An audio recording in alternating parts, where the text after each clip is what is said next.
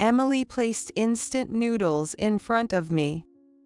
There's only enough for the family. I couldn't understand what Emily was saying. And then, should we head home? Ken, with just those words, started towards the entrance. Yes. I stood up from my seat and followed Ken.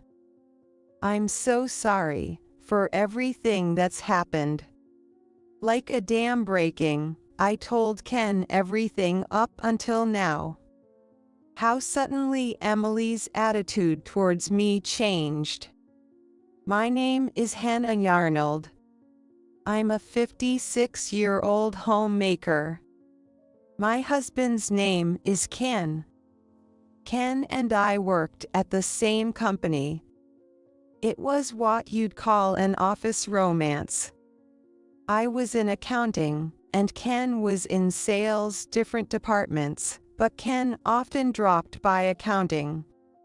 Ken would distribute souvenirs from his business trips to those in accounting.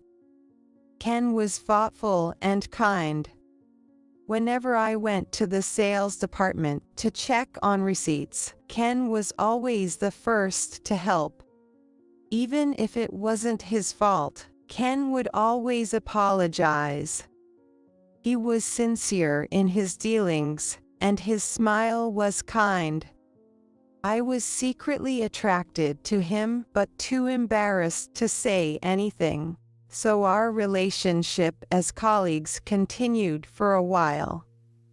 Then, at one point, it was discovered that one of the employees had been falsifying receipts.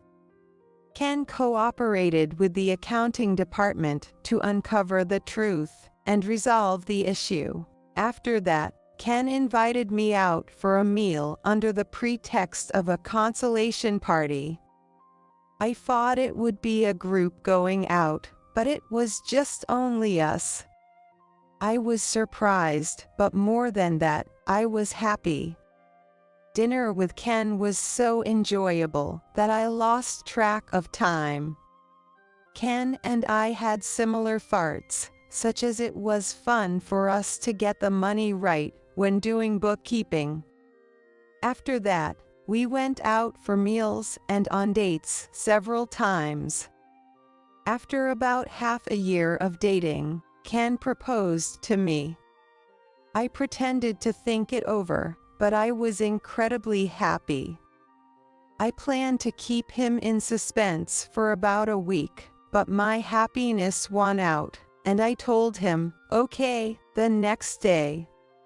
Ken has always been very kind from when we first met. And even after we got married, he always thinks of me. He makes sure we have quality time as a couple. I think I'm truly lucky to have married Ken. I continued working after we got married, but I quit my job when I became pregnant with our eldest son, Tyler. Tyler's birth was difficult. He was breech. It could be dangerous for either baby or mom, the doctor told Ken. We doted on Tyler when he was born safe. Tyler was a mischievous child, leaving the house covered in scribbles, and he would take apart his toys almost immediately. Despite this, we never got mad at Tyler, letting him grow up freely and without restraint. Due to risks associated with pregnancy and childbirth, Ken and I had decided to only have Tyler. Tyler was an incredibly precious treasure to us. During his time in kindergarten and early elementary school, he was quite wild, causing quite a bit of trouble for his teachers. We were warned about his behavior numerous times during parent-teacher meeting. However, as he moved into the upper grades of elementary school, he began to show more discretion, and his behavior improved significantly. From then on, Tyler seemed to become quite the model student. He excelled academically, serving as the president of the student council. He was also the captain of his extracurricular club. He never scored below an A on any test. Yet, Tyler hardly seemed to study at home. Even when I peeked into his room, he was usually lounging around reading comics. When I asked, "Are you studying?" he'd simply respond, "Yeah, I am," without looking up from his comics. However, Tyler's grades never slipped.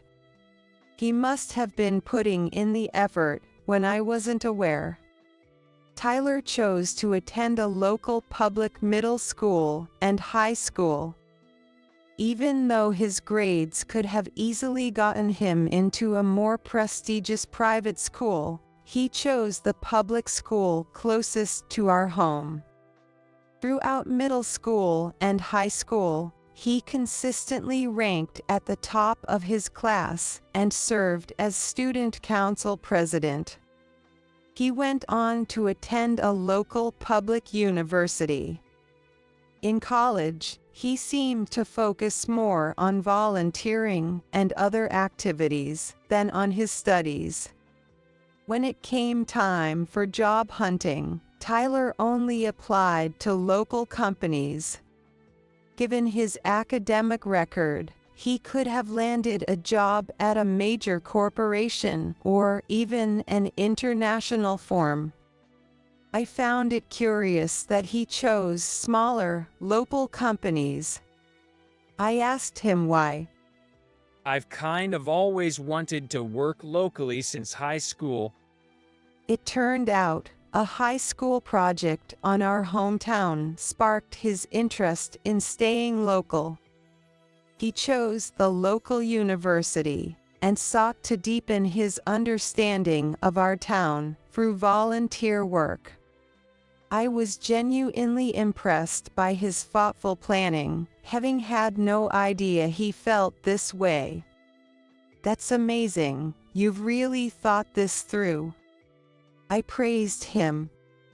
It's nothing special, He said with a bashful smile. Tyler got his wish and secured a job at a local company, graduating from university without issue. I thought he would commute from our house, but he decided to rent an apartment closer to work. It's all about the experience. He said. He wanted to understand the challenges of managing a household on his own. Our home felt eerily quiet without Tyler around. But then again, it was just like when Ken and I first got married. I decided to enjoy the quiet life with Ken again. Thanks to Tyler attending public schools, we had quite a bit of savings left. Our mortgage was almost paid off, and it looked like we could settle the balance around the time Ken retired. Additionally, my parents own a broad apartment rental business. Eventually, it seems I'll take over the apartment management. We won't have to worry about our retirement. Tyler's apartment was close enough that he could visit us by bike, so we didn't feel so lonely. After a few years of this peaceful life, Tyler mentioned, "I have someone I want you to meet." He was 26 years old at the time. Tyler brought the woman home with him. Let me introduce you. This is Emily. Emily works in the accounting department of the same company as Tyler. When Ken and I heard this, we looked at each other and shared a laugh. Tyler and Emily looked at us curiously. While laughing, Ken started to talk about how he and I got to know each other. Listening to our story, Tyler and Emily also exchanged glances and smiled. Emily is petite, and when she laughs, the corners of her eyes droop down, giving her a very cute and kind impression. Emily seemed restless, looking around our house curiously. This behavior, akin to a little bird scanning its surroundings, was charming. Ken and I quickly took a liking to Emily. If we had been harsh in our judgment of her at that moment, the incident that followed might never have occurred. There was a hidden reason behind Emily's surveying of our house. Ken and I failed to notice. Pleased to meet you. Even just hearing her voice, I thought Emily was too good for Tyler, as she came across very pleasantly. Emily is a great listener, making even the usually quiet Ken engage in lively conversation with her. The four of us enjoyed a delightful dinner together. After Tyler and Emily left, Ken and I were relieved and happy that Tyler had chosen such a great partner. Somehow, I felt as though a weight had been lifted off my shoulders. Tyler and Emily's relationship progressed smoothly, and they decided to get married. They held their wedding at a local venue, where they were blessed by everyone. For Ken and me, it was one of the most memorable days of our lives. However, we could never have imagined that from this point on, our lives would start to spiral into misfortune.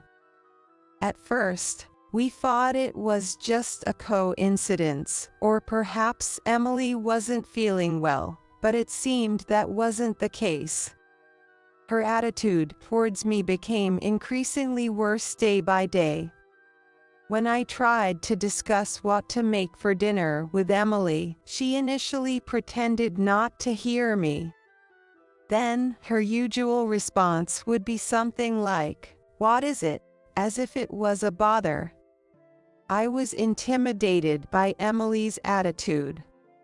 I was thinking about what to make for dinner. Emily's responses were always cold. Oh, whatever is fine. Why don't you decide, Hannah?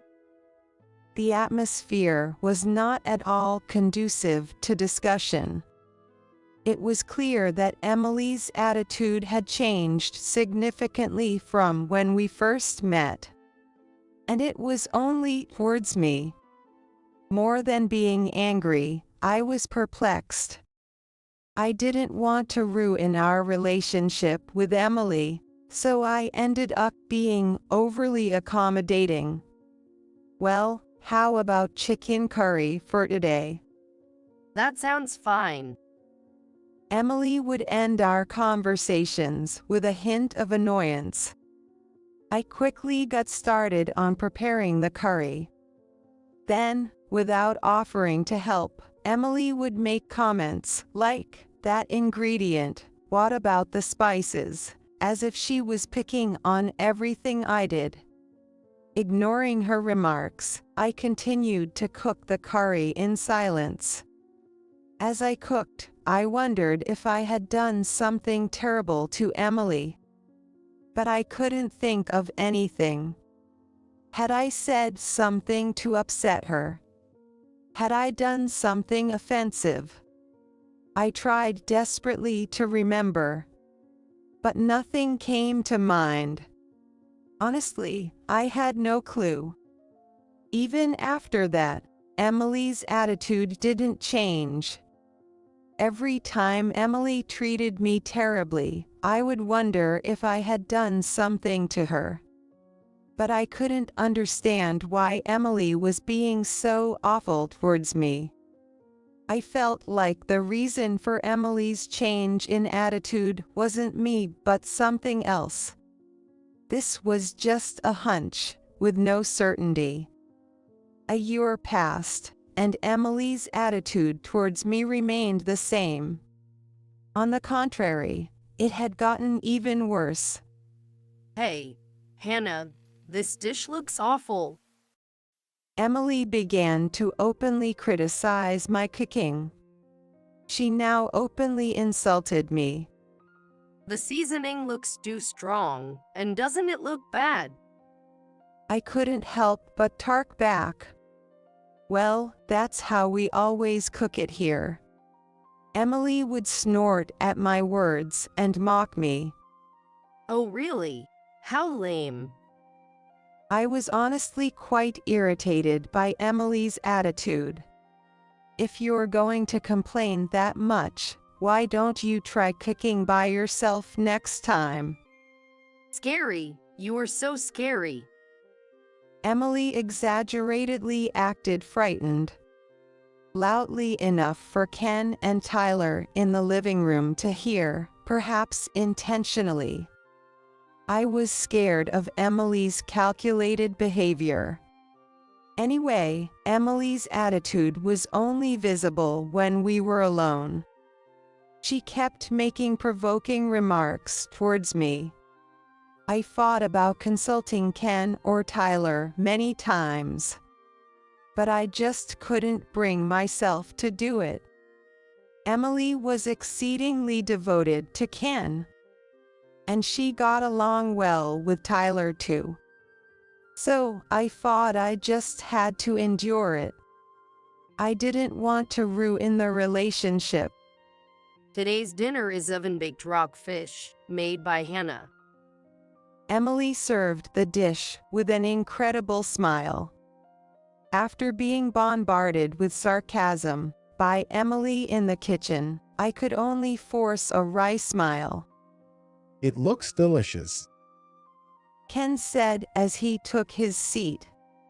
Tyler smiled as well. Hannah can cook delicious meals, and she's great at laundry and cleaning. I really admire her.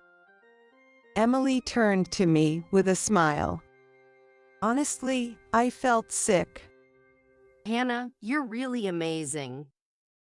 Ken and Tyler, unaware of Emily's hidden face, looked on fondly as she praised me. Thank you. I responded with a forced smile. To an outsider, my expression might have seemed awkward. Seeing Emily's smile, one wouldn't think she treated me terribly. The best I can expect is to be accused of lying. I feared being labeled a liar by Ken and Tyler. I thought if I kept enduring without consulting anyone, Emily's attitude might change. However, Emily's harsh words and attitude towards me never ceased. Emily continued to complain about my cooking being awful. Yet, she did nothing herself. She didn't even clean up after meals. And if there's even the slightest thing wrong, she's quick to complain. One day, Emily threw unbearable words at me. Hannah, are you sane with that seasoning? Unable to hold back, I retorted to Emily. Got a problem? Emily, as always, pretended to be shockingly surprised. Nothing at all. Scary. What's with that tone? Stop mocking me already. It seemed like my serious gaze made Emily flinch a bit. I'm not mocking. Emily muttered, biting her lip and glaring at me. It's always so unpleasant. I continued. Shut up, a woman like you. It was as if Emily's facade had slipped. Suddenly, her face twisted into ugliness. Being treated roughly is just right for you? Emily continued to hurl insults at me. Really tacky, not good looking, and a bad personality too. You being a mill is unbelievable. Emily couldn't stop bad-mouthing me. To mock me to this extent must mean she really dislikes me. But still, I can't understand the nerve to say such terrible things, even to someone you dislike. Then, I think, she should just not come over and keep her distance. I became sad. It's sad to think you felt that way. Emily yelled out, as if she was upset. Well, really, I've had enough. Hey, are you okay? From the living room, Tyler called out. Emily's loud voice had reached the living room. Heard a loud voice. As Emily and I were arguing, Tyler came from the living room to the kitchen. Seeing Tyler's face, Emily seemed to regain her composure. Sorry, there was a cockroach? I also matched Emily's tone. That's right, sorry for being noisy. We'll handle the cockroach ourselves. It's fine. Emily said, pushing Tyler's back towards the living room. So. Tyler said, then went back to the living room. Neither Emily nor I had any intention of involving Tyler and Ken. This was a problem between Emily and me. Afterwards, the relationship between me and Emily remained unchanged. An unpleasant mood continued to linger between us. However, about 6 months later, happy news came into Tyler's family. Tyler and Emily were expecting a child. I hoped this would change the relationship with Emily.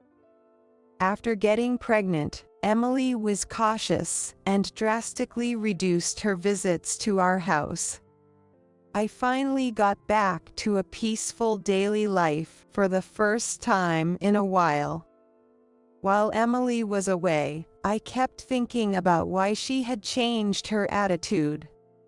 I couldn't think of anything that might have caused it. There was just one thing that bothered me, but could that really have upset her so much? Shaking my head in disbelief, I went out shopping. When Emily entered her second trimester, she and Tyler came over to our house. I had thought that with a baby on the way, Emily's attitude would have settled down. But I was too optimistic. As soon as she saw me, Emily reverted to her terrible behavior.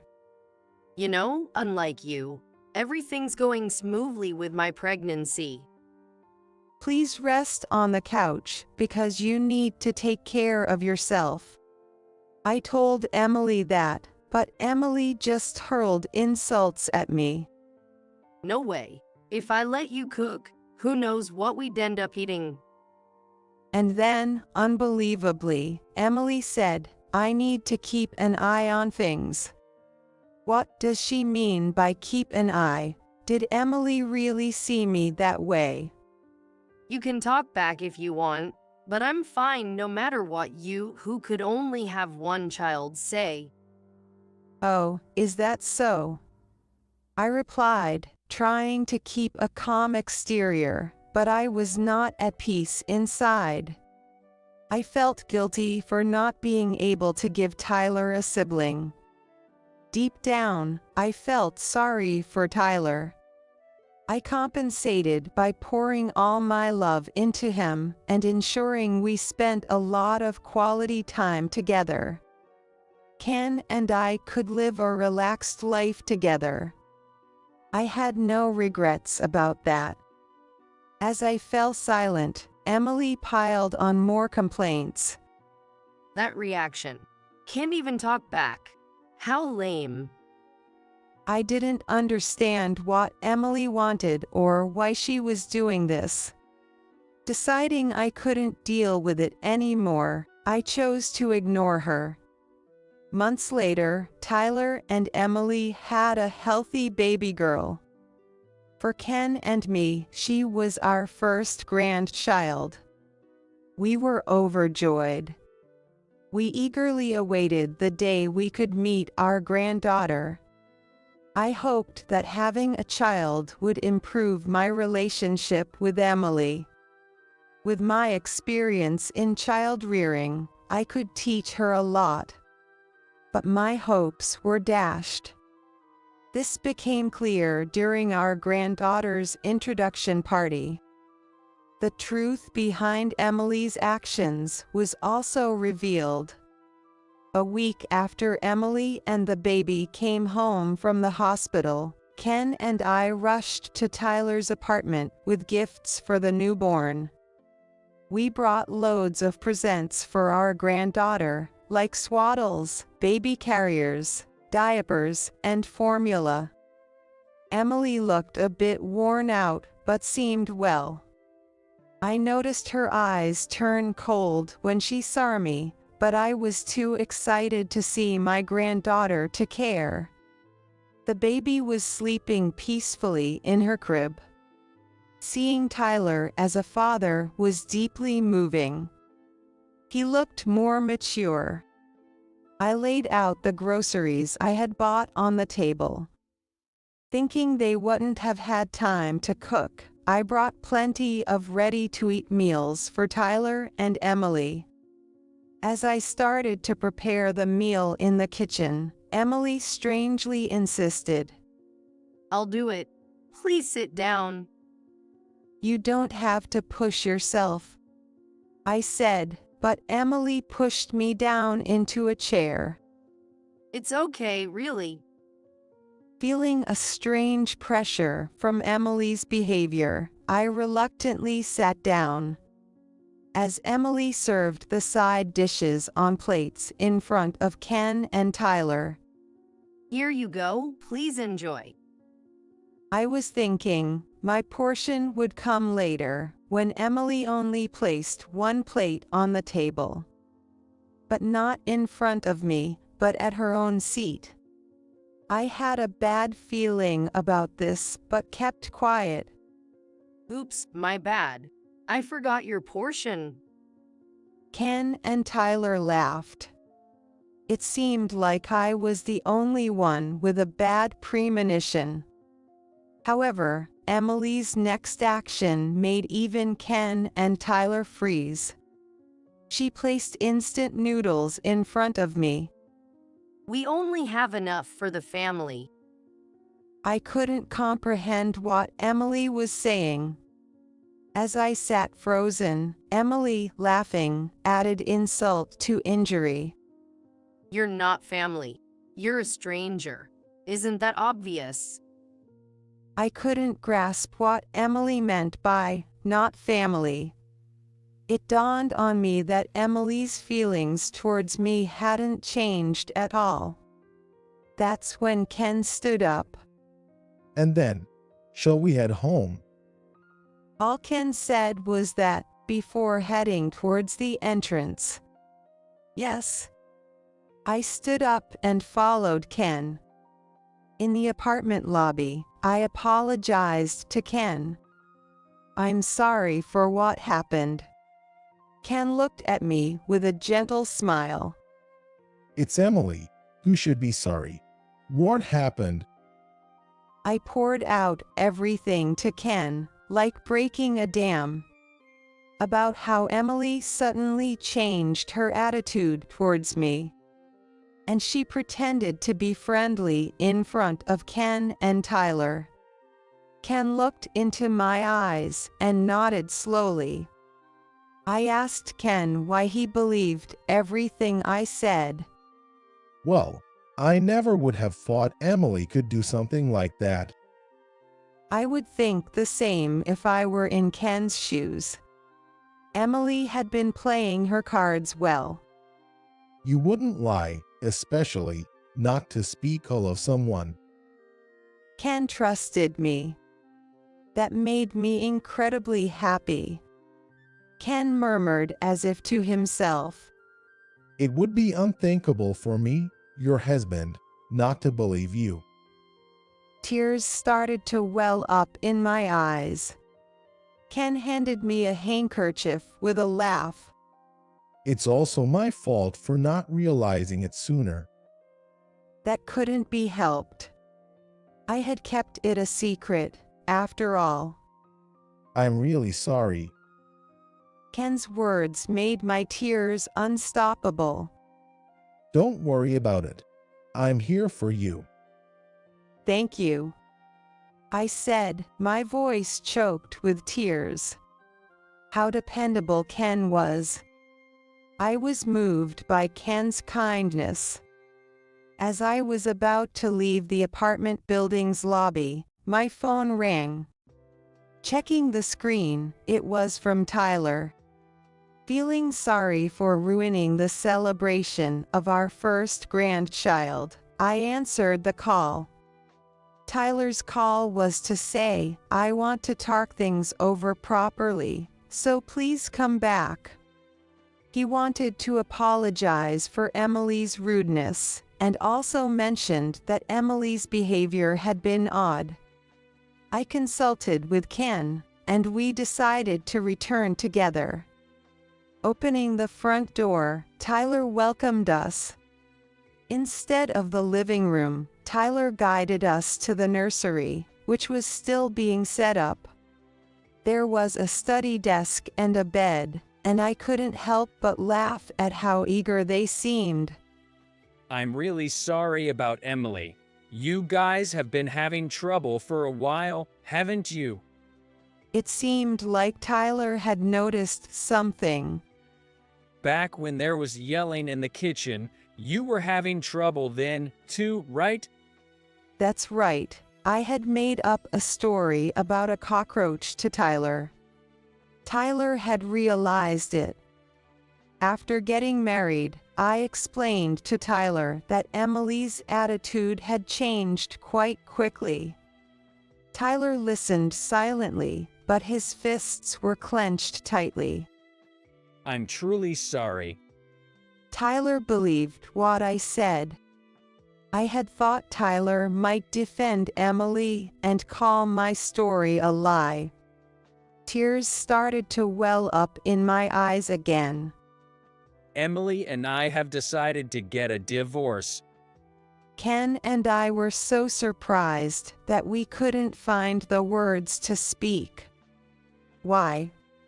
Somehow, I managed to utter just that one word. Ken nodded in agreement.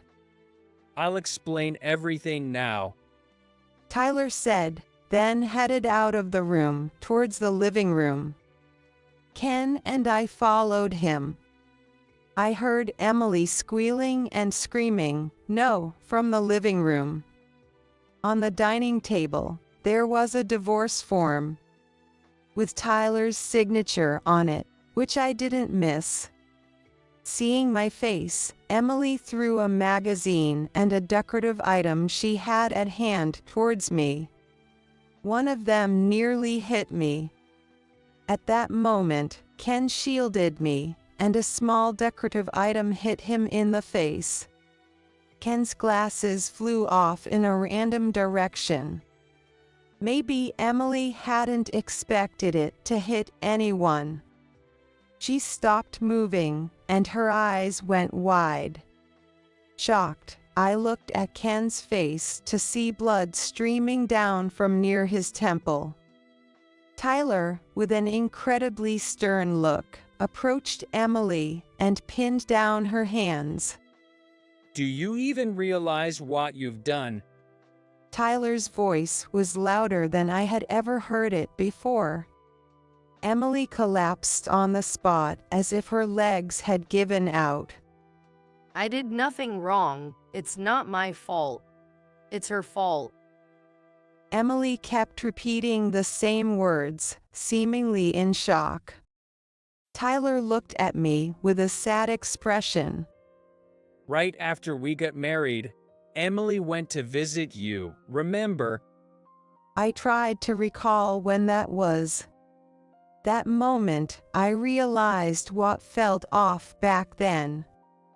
I just realized the discomfort I felt back then. Yes, Emily had visited me alone at that time. At that time, Emily came to me asking for a loan. It was a loan that Tyler didn't know about. So I said, first, you should talk to Tyler about it. At that time, she said, okay, and immediately went back home. Since she never came to me again to discuss it, I thought it was resolved. I kept this to myself, so Ken didn't know. Ken looked at me surprised. I'm sorry for keeping silent. I felt bad for Emily and didn't tell you. I hate that goody two-shoes attitude of yours. Suddenly, Emily lashed out at me with harsh words. That was quite a nasty way to speak.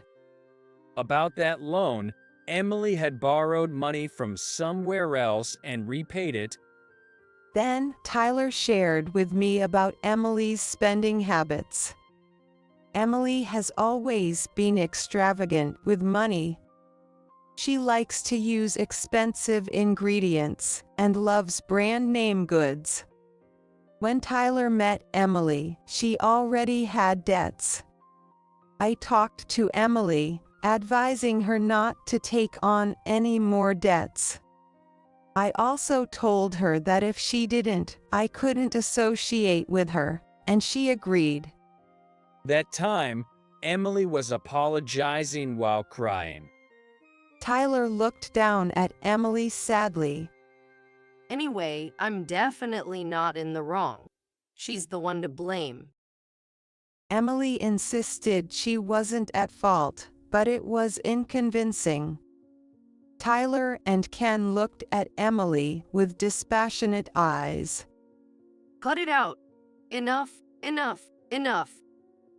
Emily started crying and throwing a tantrum.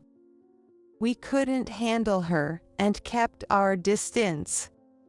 Just when Emily was about to smash a ceramic ornament on the floor, the baby in the crib started crying. As I rushed to soothe the baby, Emily yelled out, Shut up. Why is this brat crying? We were all shocked at Emily's outburst. Everyone's just getting in my way. Shut up. The baby, startled by Emily's yelling, cried even harder. I tried to calm the crying baby, but there was no sign of stopping. Enough with the noise. Make that brat stop crying. This must be the real Emily, still speaking nastily. Emily's eyes were not sane. She seemed to have lost herself. Thinking of the baby's safety, I decided to take him to the nursery. Where are you taking her? Because I don't know what you might do. Let go of my baby. Emily was yelling. Emily, firstly, put down that ornament you're holding. Emily looked at the ceramic she was holding up. Is it okay to show your baby this side of you? Calmed by Ken's rational words, Emily seemed to come back to her senses. Quietly putting down the ornament, she covered her face with both hands. Emily started sobbing loudly. In the end, Ken and I decided to take care of the baby for the day. Let's leave Tyler and Emily to talk it over in their own time. The next day, Tyler came over to our house. His face looked worn, but there was a certain freshness to his expression. In the living room, Ken and I listened to what Tyler had to say. It was horrifying. The conversation from yesterday was about Emily's excessive spending. Even Tyler's attempts at persuasion couldn't curb her spending habits. In fact, Emily's spending had gotten even worse. Having borrowed money from everywhere, Emily had set her sights on our assets. When I heard this, I understood why Emily had looked around our house when she first came. She was checking to see if there was anything of value in the house, or if we were wealthy. She then tried to extract money from me. But after being refused, she seemed to bear a grudge. After that, she started treating me harshly. I was scared and shivered. It wasn't that I was mean and refused to lend her money. I just wanted them to discuss it as a couple first. But Emily took it the wrong way. Tyler's story didn't end there. Since Emily had been acting strange lately, Tyler had hired a private investigator. The investigation revealed Emily's affair. Moreover, she had conspired with her lover to steal Ken's life insurance money. I was shocked. You mean, they planned to make it look like an accident? Tyler nodded silently. That was her plan. Tyler continued painfully. Emily had been tormenting me to drive me out of the house. The plan was to get rid of Ken at the time I was kicked out. What a dreadful plan. Emily had concocted such a terrible scheme. I trembled and wrapped my arms around myself. After receiving the report, Tyler had decided on divorce.